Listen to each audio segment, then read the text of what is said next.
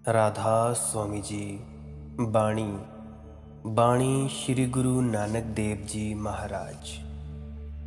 आज के सत्संग का विषय है निरंजन नाम क्या है, निरंजन नाम से क्या होता है और हम इस नाम से क्या क्या कर सकते हैं। तो वाणी है, ऐसा नाम निरंजन होई जेको मनी जाने मनी कोई। उससे पहले पिछली वीडियो में 2 लाइंस ली गई थी वाणी की 12वीं पौड़ी की कि मने की गति कही न जाए जेको कहे पिछे पछताई। कागद कलम न लिखण हारू मन्ने का वही करनी विचारू। ऐसा नाम निरंजन होई जेको मनी जाने मनी कोई। सबसे पहले तो आपको ये वीडियो सुनने से पहले पिछली वीडियो सुननी होगी कि मन क्या है, मन काबू कैसे किया जा सकता है। तो उसके बाद आपको ये समझने में आसानी होगी कि नाम निरंजन क्या है, उसको सुनने से क्या फ़ायदा होता है। सच बात कहूँ तो इसका विश्लेषण थोड़ा कठिन है। कठिन ऐसे कि उसको शब्दों में उतार पाना मुझे समझ नहीं आता कि मैं कैसे बोलूं, कैसे कहूं, उस मस्ती को, उस खुमारी को कैसे व्याख्यान करूं। कर भी कैसे सकता हूं, निपट अज्ञानी जो ठहरा। तो बस तुम जानोगे, गूंगे का गुड़ हो जाएगा और कह ना पाओगे। होंठ बंद हो जाएंगे, अवरुद्ध हो जाएगा कंठ, दिल भर जाएगा। इतना दिल भर जाएगा उस निरंजन नाम से कि तुम रो सकोगे, हंस सकोगे, परंतु कह ना सकोगे। लोग तुम्हें पागल समझेंगे, पागल समझेंगे ही, क्योंकि तुम इतनी खुमारी में चले जाओगे उस निरंजन नाम से कि उस खुमारी का कोई हिसाब नहीं है। क्योंकि तुम्हारे भीतर इतना भरा होगा यह नाम कि तुम्हारे रोए रोए से छलकेगा। तुम नाच सकोगे, तुम गा सकोगे, लेकिन तुम कह ना सकोगे। गुरु नानक देव जी इसीलिए ही गाते चले गए सारी उम्र। मर्दाना जी बजाए चले जाते हैं और गुरु नानक देव जी गाए चले जाते हैं। जब भी कोई गुरु नानक देव जी से सवाल पूछता था तो वे मर्दाना को इशारा कर देते थे कि शुरू कर दो वाद्य, और कहते सुनो, और गीत शुरू हो जाता था। गुरु नानक देव जी ने यह सब गाया है, कहा नहीं है। तो अगर एक आसान सी भाषा में कहना चाहूं तो आप उसे सुन सकते हो, समझ नहीं सकते। और उसे शुरू कैसे करना है, कैसे वो निरंजन नाम सुनाई देता है, इसके बारे में हम कड़ी दर कड़ी चर्चा करते चलेंगे। आशा करता हूं कि आप समझ पाएंगे। अगर तुम ज्ञानी के वचनों को ठीक से समझो तो तुम पाओगे कि अगर वह कहता भी हो तो भी गाता है। तुम एक काव्य उसमें पाओगे, वह अगर बैठा भी है तो भी नाचता है। तुम एक नृत्य उसमें पाओगे और तुम पाओगे कि उसके आसपास की हवा में एक नशा है, नशा जो सुलाता नहीं वरन जगाता है, नशा जो विस्मृति में नहीं ले जाता, सुरती को लाता है, सुनने की कला को लाता है, उस जागरण चेतना को लाता है।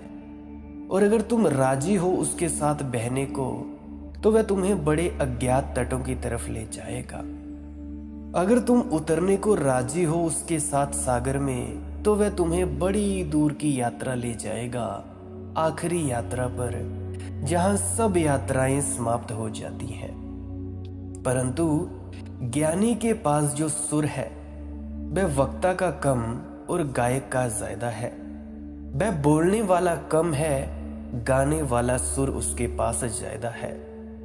ऐसा क्यों है? क्योंकि जो पाया है वह बोलकर तो कहा नहीं जा सकता है। गीत शायद उसकी भनक दे दे, शायद थोड़ी सी गीत में उसकी झलक आ जाए, शायद तुम मस्त हो जाओ। एक बार क्या हुआ, गुरजीएफ कहा करता था कि कला 2 तरह की होती है, एक कला तो साधारण कला है जिसमें चित्रकार, मूर्तिकार, संगीतज्ञ अपने मनोभाव प्रकट करता है जो उसके दिमाग में विचार चलते हैं। जैसे पिकासो बड़े से बड़े चित्रकार हों तो भी अपने मनोभाव प्रकट करते हैं। जो उनकी मनोदशा है उसे चित्र में, गीत में बांधते हैं। ये तो है एक साधारण कला। इसे गुरजीएफ सब्जेक्टिव आर्ट कहता है, विषय गीत कहता है। और दूसरी कला को वह ऑब्जेक्टिव आर्ट कहता है, विषयगत आर्ट कहता है। वह कहता है ताजमहल दूसरे तरह की कला है या अजंता एलोरा की गुफाएं दूसरे तरह की कलाएं हैं। इन कलाओं में जो चित्रकार है, मूर्तिकार है, वह अपना कोई भाव प्रकट नहीं कर रहा है। इन कलाओं में वह सिर्फ एक स्थिति पैदा कर रहा है। उस स्थिति के माध्यम से देखने वाले में कोई भाव पैदा होगा। महात्मा बुद्ध की एक प्रतिमा है, तुम उसे अगर देखते भी रहो, अगर सच में ही ऑब्जेक्टिव आर्ट हो, जिसने बनाया है उसने बुद्धत्व को जाना हो, तो प्रतिमा को देखते देखते तुम्हें तारी लग जाएगी। प्रतिमा को देखते देखते तुम पाओगे कि तुम अपने ही भीतर किसी गहरी खाई में उतर गए, किसी गहराई में चले गए। प्रतिमा को देखते देखते ही डुबकी लग जाएगी और प्रतिमा मनन हो जाएगी। मनन के बारे में अगर थोड़ा विस्तार से जानना हो तो इसी सत्संग से पिछली वीडियो जरूर सुनना, आपसे विनती है। मंदिरों में प्रतिमाएं हमने ऐसे ही नहीं रखी थी। अब आप ये समझेंगे कि मूर्तियों के रखने का मंदिरों में क्या कारण है। वे ऑब्जेक्टिव आर्ट है। संगीत हमने ऐसे ही नहीं पैदा किया था। संगीत पहले तो समाधि से ही जन्मा। पहले संगीत के जन्मदाता तो समाधिस्थ पुरुष थे। उन्होंने भीतर ओमकार का नाद सुना, फिर उस नाद को उन्होंने खोजा कि कैसे उस नाद की प्रतिलिपि बाहर पैदा की जा सकती है, कैसे उसकी एक नकल, छोटी सी कॉपी बाहर पैदा की जा सकती है, ताकि जिन्हें उस भीतर के नाद का पता नहीं, वह शायद बाहर के नाद से ही थोड़ा उन्हें स्वाद लग जाए। मंदिर में हम प्रसाद बांटते हैं। मंदिर आने के लिए कोई ना आए, शायद प्रसाद के लिए ही आ जाए। छोटे बच्चे तो कम से कम पहुंच ही जाते हैं। मैं भी ऐसे ही मंदिर जाया करता था जब मैं छोटा हुआ करता था, दूसरी कक्षा से लेकर 8वीं तक, क्योंकि वहां पे मिश्री बड़ी अच्छी मिलती थी, जो मिश्री बनाई जाती है धागे वाली। चलो प्रसाद के बहाने ही सही, लेकिन मंदिर में आना भी मूल्यवान है। शायद बाहर की धुन ही थोड़ा सा प्रसाद बन जाए और उस धुन में तुम्हें भीतर की याद आ जाए। संगीत में जो रस है वह समाधि की ही झलक का है। नृत्य हमने पैदा किए हैं, वे ऑब्जेक्टिव आर्ट हैं। उनको देखते देखते तुम अचानक किसी और लोक में भीतर खो जाओगे, नाव तट से छूट जाएगी। गुरु नानक देव जी के संबंध में यह स्मरण रखना कि गुरु नानक देव जी जो भी कहे हैं वह गाया है उन्होंने। जो भी कहना चाहा है उसे नाद के साथ पहुंचाया है, क्योंकि असली चीज नाद है, असली चीज शब्द धुन है, असली चीज नाम धुन है। जो कह रहे हैं वह असली बात नहीं है, वह तो बहाना है। तुम्हें भीतर स्वर गुंजाना है। तुम्हारे भीतर जो एक गुंजायमान गूंज चल रही है उसको गुंजाना है। और अगर स्वर ठीक से गूंजने लगे तो तुम्हारे भीतर जो विचार की प्रक्रिया है वह छिन्न भिन्न हो जाएगी और तुम दूसरे तल पर पहुंच जाओगे शब्द के। और अगर तुम राजी हो बहने को, अगर तुम किनारे से जकड़े नहीं हो खुद को, अगर तुम्हारे किनारे को पागल की तरह तुमने पकड़ नहीं रखा है, अगर तुम छोड़ने की हिम्मत रखते हो, तो तीसरी घटना भी घट जाएगी। और तब क्या पैदा होगा? मनन पैदा हो जाएगा। गुरु नानक देव जी कहते हैं, मनन पर कौन क्या कहे, ना कागज ना कलम ना लिखने वाला, मनन की स्थिति पर विचार कौन करे। पर वह नाम निरंजन ही ऐसा है, जो कोई मनन करता है उसका मन ही जानता है। वह गूंगे का गुड़ है, जो चख लेता है वह जानता है, फिर जिंदगी भर भूलता नहीं, अनंत जन्मों तक नहीं भूलता, अनंत काल तक नहीं भूलता। एक बार स्वाद आ गया उसका तो वह स्वाद तुमसे बड़ा है, तुम उसे भूल ना सकोगे। वह स्वाद इतना बड़ा है कि तुम उस स्वाद में समा जाओगे, वह स्वाद तुम में ना समाएगा। वह स्वाद सागर जैसा है, तुम बूंद जैसे उसमें खो जाओगे।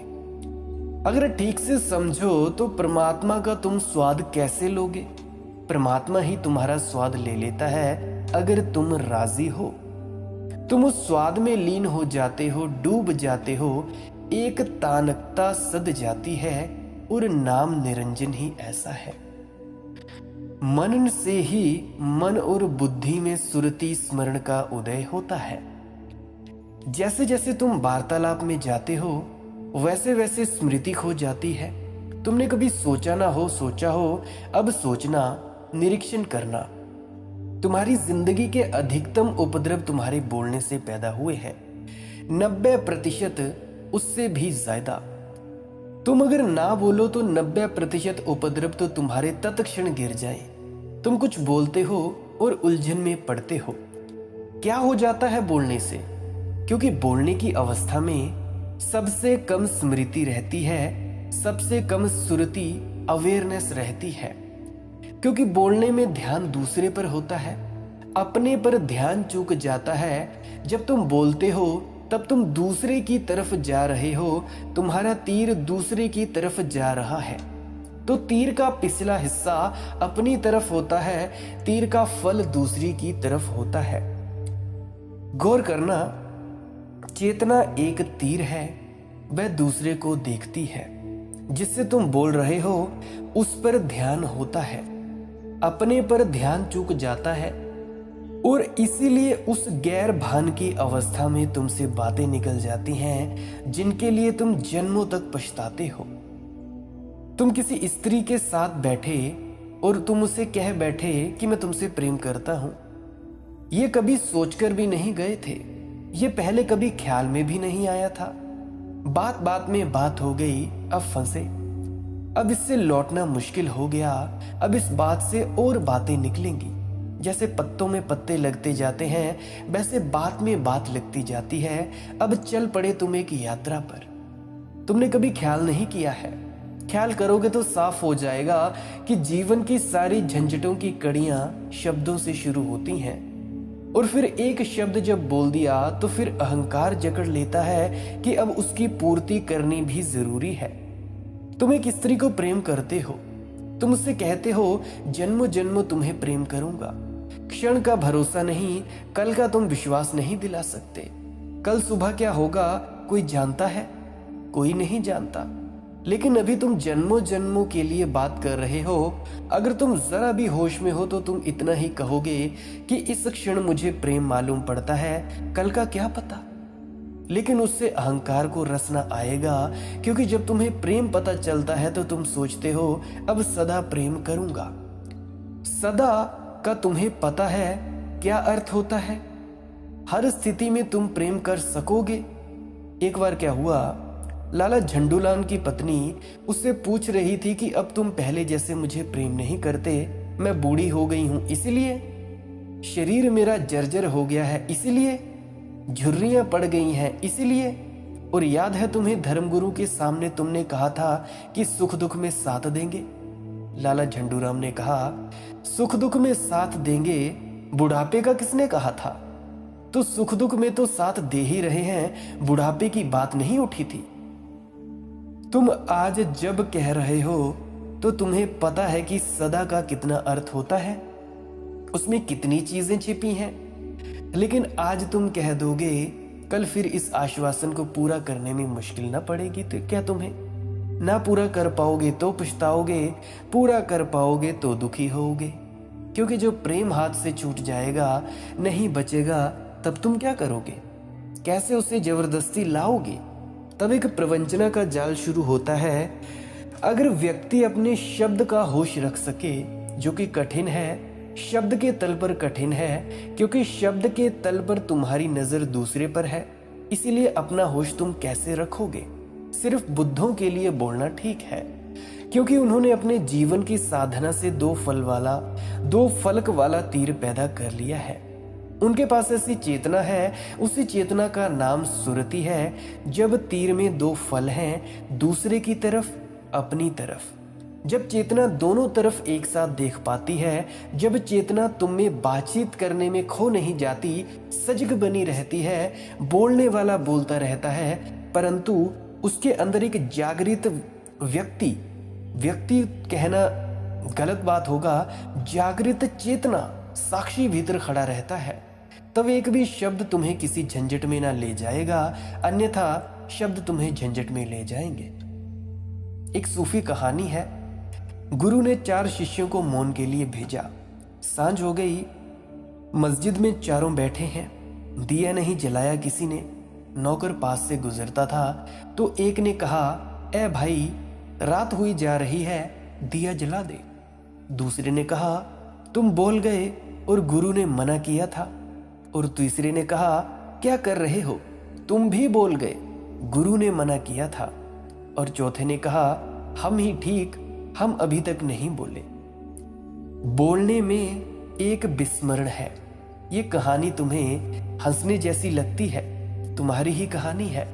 तुम चुप बैठो तब पता चलेगा कि बोलने का कितना मन होने लगता है। तुम चुप बैठो तब पता चलेगा कि भीतर तुम किस तरह बोलने लगते हो, और बाहर कोई भी बहाना मिल जाए कि सुरती खो जाएगी।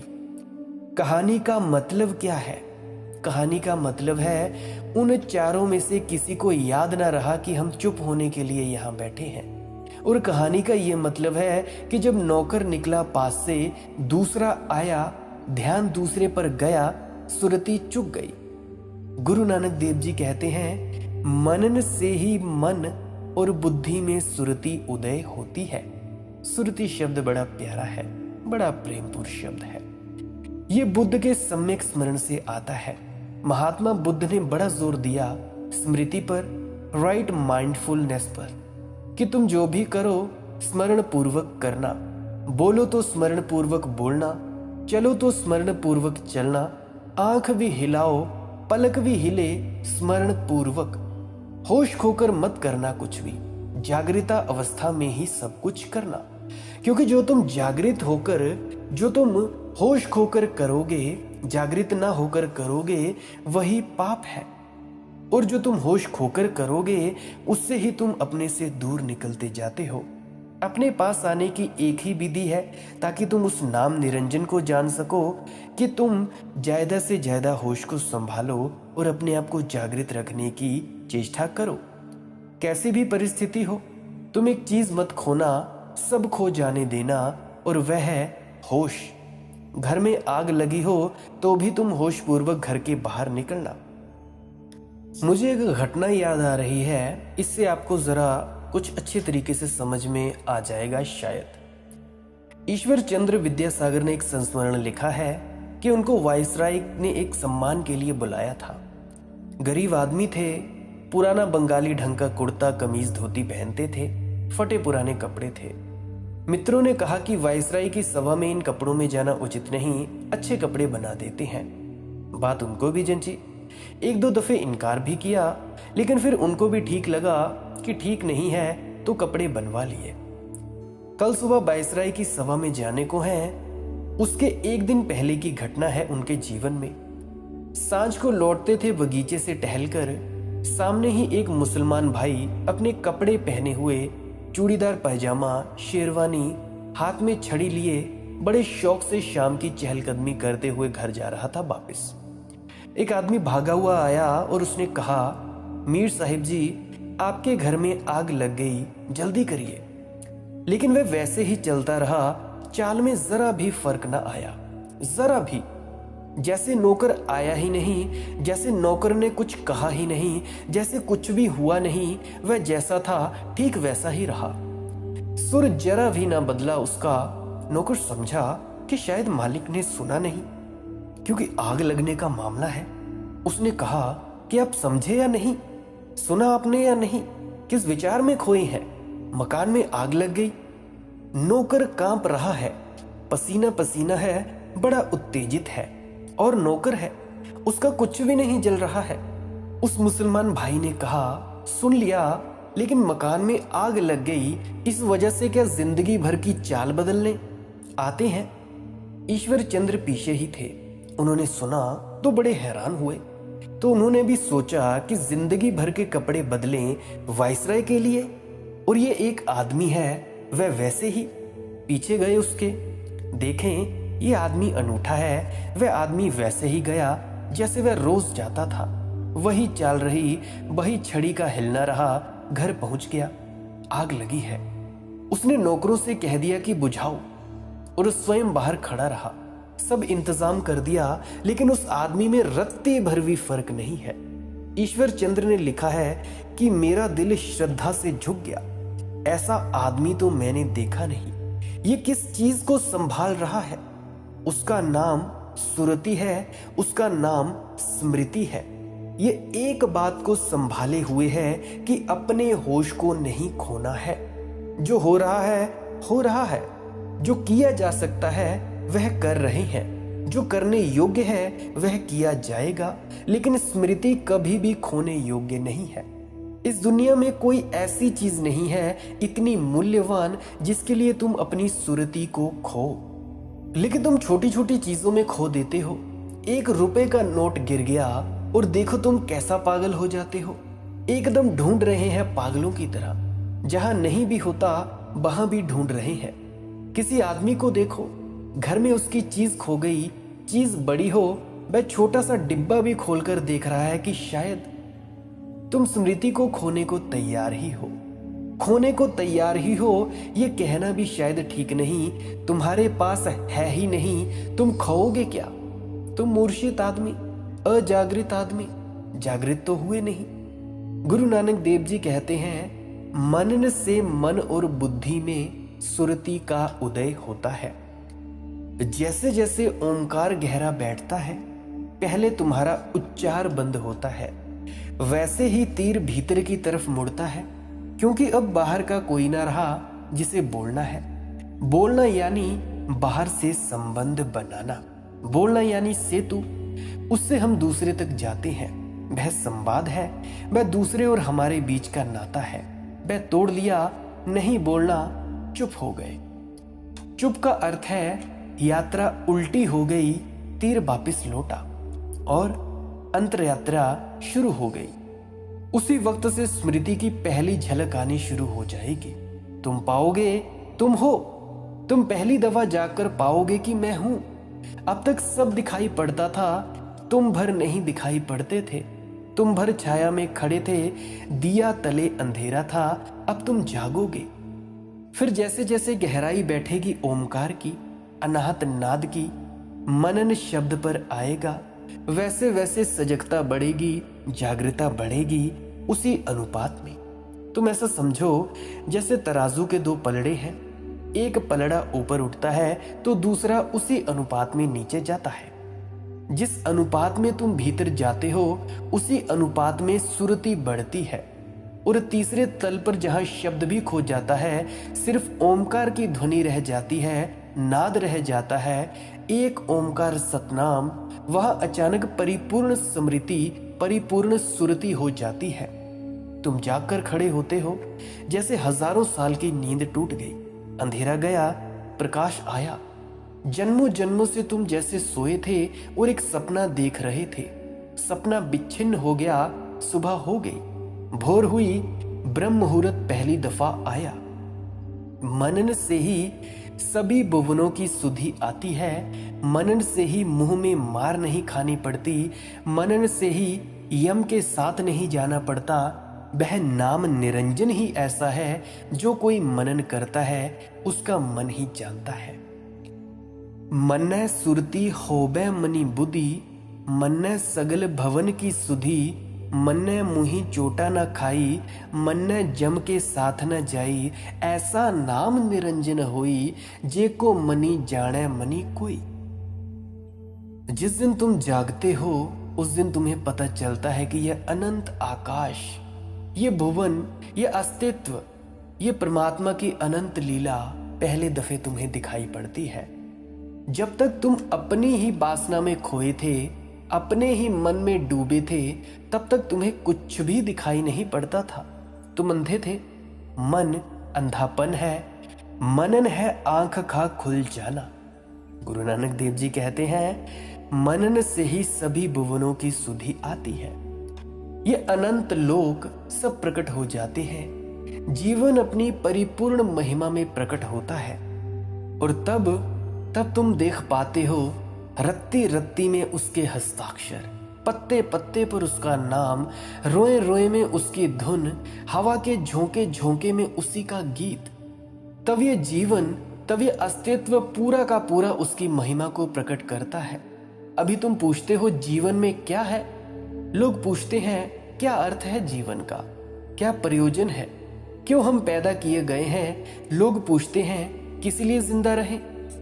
पश्चिम में बहुत बड़े विचारक मार्शल ने लिखा है कि जिंदगी में एक ही तो सवाल है और वह है आत्महत्या, कि हम किस लिए जिंदा रहें?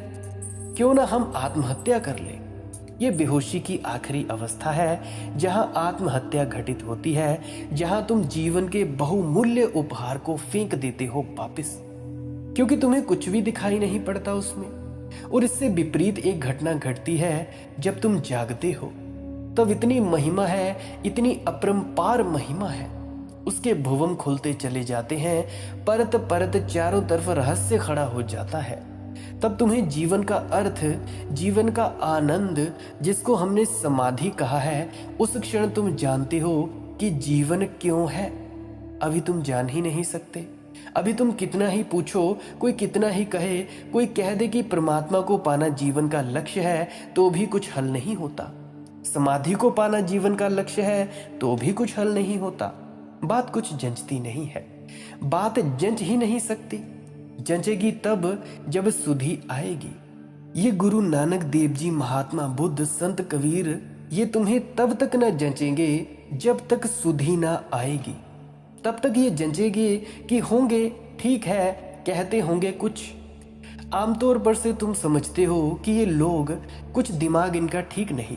अपना दिमाग तुम ठीक समझते हो, और तुम्हारे दिमाग से तुम पहुंचे कहां? तुम्हारे दिमाग से तुम आत्महत्या के करीब पहुंच रहे हो। कैसे खत्म कर ले, कुछ सार नहीं मालूम पड़ता। कैसे फेंक दें इस बहुमूल्य उपलब्धि को जो जीवन है, इस भेंट को हम कैसे लौटा दें? जैसे ही जागते हो वैसे ही जीवन का रहस्य खोलना शुरू हो जाता है। फूल खिलता है, उसकी पंखुड़ी पंखुड़ी अनंत आनंद बन जाती है। मनन से ही मुंह में मार नहीं खानी पड़ती। गुरु नानक देव जी सीधे साधे गांव के ग्रामीण हैं, पर जो बात कह रहे हैं वह बड़े पते की है। वे कह रहे हैं कि अगर तुमने मनन से कुछ बोला तो तुम्हें कभी अपने शब्दों का लौटाना नहीं पड़ता, वापस पीछे नहीं जाना पड़ता।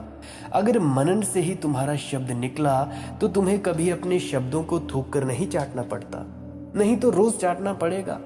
रोज थूकोगे, रोज चाटोगे, रोज मुंह पर खानी पड़ेगी, क्योंकि तुम जो बोल रहे हो वह बेहोशी में बोल रहे हो। तुम जो बोल रहे हो वह अहंकार की निद्रा में बोल रहे हो। तुम्हारा बोलना नींद में बोला गया है। तुम होश में नहीं हो कि क्या तुम कर रहे हो, क्या तुम कह रहे हो, क्या तुम कर रहे हो, इसका भी तो तुम्हें पता नहीं। कहाँ तुम जा रहे हो, क्यों तुम जा रहे हो, तुम्हें कुछ पता नहीं है। तो तुम्हें रोज मुंह की खानी पड़ेगी। आज तुम कहोगे कि प्रेम करता हूं, और कल तुम सुबह कहोगे कि प्रेम तिरोहित हो गया। अभी तुम चाहते हो कि हत्या कर दूं, घड़ी भर बाद तुम चाहोगे कि कैसे इस आदमी को जला लूं वापस। बड़ी भूल हो गई। अभी तुम कुछ कहते हो, घड़ी भर बाद कुछ हो जाता है। तुम्हारा कोई भरोसा है? कोई भरोसा नहीं। तुम बदलता हुआ मौसम हो। तुम्हारे भीतर कोई भी तत्व स्थिर नहीं है, क्रिस्टलाइज्ड नहीं है। तुम्हें प्रतिक्षण मुंह की खानी पड़ती है। गुरु नानक देव जी कहते हैं, मनन से ही मुंह पर मार नहीं खानी पड़ती, और मनन से ही यम के साथ नहीं जाना पड़ता। और यमदूतों के साथ क्यों नहीं जाना पड़ता, इसके बारे में हम कल की वीडियो में चर्चा करेंगे। अगर आपका कोई प्रश्न है तो मालिक की मोह सत्संग सर्च करें टेलीग्राम पे, तो वहां पे आप कमेंट करके प्रश्न पूछ सकते हैं। वहां पे मेरा नंबर भी होगा, जरा ढूंढना पड़ेगा, थोड़ा सा कष्ट करना पड़ेगा। अगर कॉल पर भी पूछना चाहते हो तो वहां पे भी पूछ सकते हैं। इंस्टाग्राम और फेसबुक पर मुझे फॉलो करना चाहते हैं नई नई अपडेट्स के लिए तो वहाँ पे भी मालिक की मौज सर्च करें। अगर आपको इस जानकारी से थोड़ा सा भी कुछ अनुभव हुआ हो, कुछ लाभ हुआ हो, तो इसे अपने कृपया मित्रों तथा परिजनों तक जरूर साझा करें। क्या पता आपकी एक मदद से उनकी जिंदगी तब्दील हो जाए और उनकी जो अड़चने हैं वो अपनी अड़चनों से ऊपर आ जाएं। मेरी विनम्र प्रार्थना है।